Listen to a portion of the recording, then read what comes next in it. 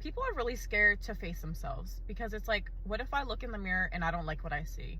And I'm not talking about physically, I'm talking about emotionally, inwardly, personality wise, mindset wise. And people are scared to sit with themselves and look at themselves and reflect and think, wow, maybe I was the problem. Maybe I could have done better in this situation. People are scared to hold themselves accountable and to that standard. However, once you acknowledge your shortcomings and what you need to work on and your shadow side, essentially, it's a lot easier to feel free after you've accepted those parts of yourself.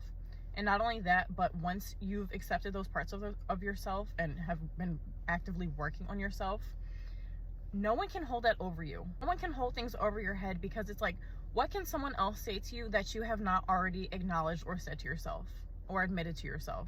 So if someone's trying to shame someone else for their actions or their past or their mistakes or their shortcomings, that's going to feel a lot heavier, because they know on the inside that this is something that they are ashamed of because they haven't faced themselves. I saw another creator on here talk about this before, and it's like, if someone calls you by your name, you're going to respond because that's your name.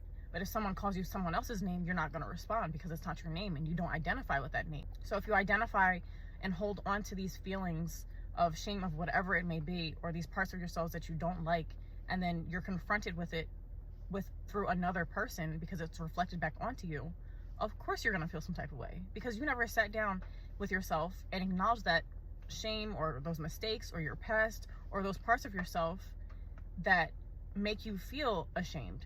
And it's not easy sitting with yourself and saying like, okay, wow, I really screwed up in this situation. I was to blame. I was the problem. Nobody wants to admit to being the problem, to be honest. However, once you accept all parts of yourself, you're going to feel a lot more free, and words will have a lot less weight on you from other people. And it's like, once you identify your triggers and you know why it triggers you and get to the root problem, then you can work on things not triggering you.